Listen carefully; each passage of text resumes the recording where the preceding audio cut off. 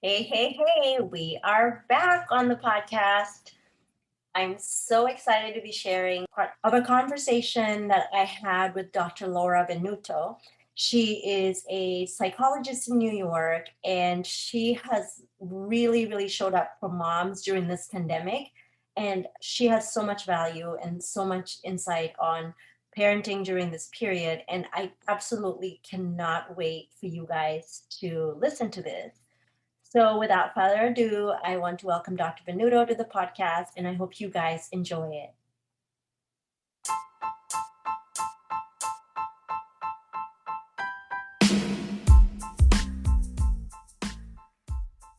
Hi, and welcome to the Stethoscopes to Swaddles podcast. My name is Shiro Bergbauer. I'm a wife, mom, and certified registered nurse anesthetist. I started this forum to create a community for women in medical careers with the goal of providing them with tools and information to help them navigate the transition from clinician to working moms.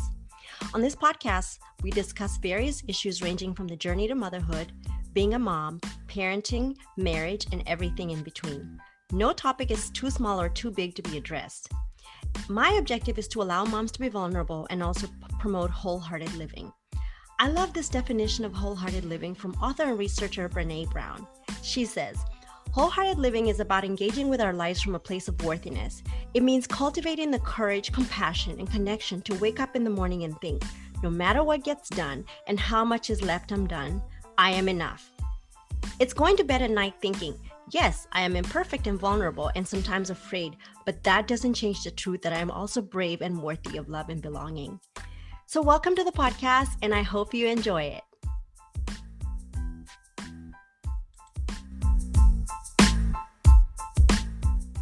Both personally and professionally, I'm finding that women are so overwhelmed by the duty of the here and now that at times it's hard to really reflect on what's happening to them and process the feelings that are coming up. Process that perhaps you have resentment that your partner gets to leave the house or close off into an office and do work while you are left, managing virtual school with kids who don't want you to be their teacher, or, that you are still expected to work, but your job has to fall in the gaps, right? Of like, okay, there's a lunch break. Well, made everyone sandwiches and I'm going to try to answer 10 emails, and you're not working in the same quality way. That enjoyment of part of some women work because it gave them joy to go off and have a space and use their mind. And you can't do that in the same way in this context. So I think, this idea that when women get really overwhelmed and they're just focusing on, well, just do, okay, sandwich, email, submit the assignment, change the diaper. All of a sudden, when something sort of goes wrong, when someone has a tantrum or someone's shoe is missing or someone's not ready on time to go to a doctor appointment or whatever it is, women have an intense eruption of emotion at times, and it can really contribute to the rage. You're just like managing for so long, and then you just snap. I get it. And it's interesting because my spouse is very supportive, but sometimes it's like they don't even understand what's going on in your mind, even if you verbalize it. So I'll tell my husband, okay, this is what mental load is, and this is what I'm processing. And then, like yesterday, he says to me, oh, we haven't, we need to. So my daughter, we have her on a Miralax protocol. So we usually mix the Miralax in like a mason jar and like for the week. And he goes, we need to make more Miralax. And I said it like sarcastically. I go, you mean I need to make more Miralax? Me.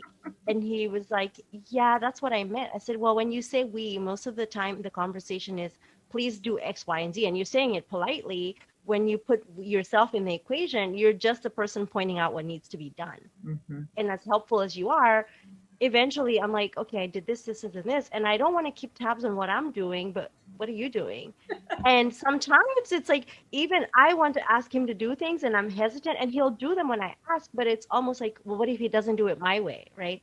And I really do try to like overcome that mindset that it has to be done the way I want it done, because as long as it gets done, it's fine.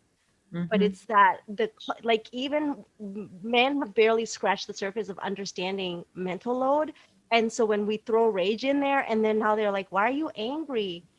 Yeah. What did I do? And most of it is usually, what did I do? And it's almost like, actually, what did you not do? It's so true. And I'm glad, in case anyone is not familiar with mental load, it's a documented phenomenon that women's brains tend to be wired in a way that they are constantly negotiating the family's mental load. So that might be that we're out of certain supplies, that the Miralax, needs to be prepared, and, other food prep for the week, or also just thinking about, okay, so we have this current short-term childcare or after-school arrangement that's working, a pod or whatever it is, but the person doing that is going to be unavailable, or it ends at a certain point, and I need to pay to continue it, find another solution. I need to think about, can my kids have a normal summer in some way? Is there something they can do? I need to research what camps are open. What are their COVID protocols? Do I feel comfortable with this? This is all the stuff that's sort of percolating in women's minds that often can contribute to them feeling like it's really hard to sort of shut off and go to sleep. And when you have that constantly just dancing through you, it can contribute to feeling quite frustrated and at times, rageful or very angry. And one thing I like a simple sort of strategy I like to talk about when new moms start reporting this in my groups is just to say, I want you to think about your load, and I want you to think about something that really can be delegated in the household. So there might be something that you're better at. There might be something that your schedule just makes it easier for you to do, but there's probably something, if you're in a partnered relationship, that you can hand off. So maybe you make them in charge of ordering all the diapers and wipes. Maybe you put them in charge of grocery ordering. You come up with what's going to be cooked, if that's how it works, but say, order these things and get the slot, and you go pick them up or buy them or get them delivered, have them show up at the door for me. I don't want to deal with that. I mean, goodness, yesterday I wasted a half an hour because I was trying to get groceries before the snowstorm, and I made an online list, and then all the times disappeared. It said I had a time, they all disappeared. And then I had to go in person and get all the things that I created the online list. I mean, it's just like I wasted an hour of my day with that.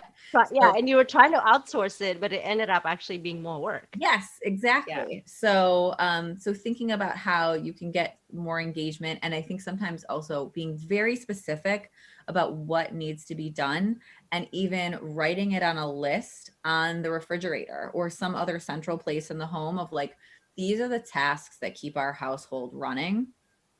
I also think in like modern day American culture, we've become so busy with kids doing enrichment and all sorts of activities that they don't necessarily get involved in chores in the same way that perhaps we did, or at least when I was growing up, that I was expected to. And I think that is really important, because you could start as young as 3 and 4 years old. Children can learn to clean up. And as I talk to parents about expectations for virtual learning, if you have a 2, 3, 4-year-old who is being held home this year, they would be learning to show up at school, hang their coat on a hook, put their bag in a cubby, put their shoes in a certain place if they were taking off shoes for rest time, put toys in a bin.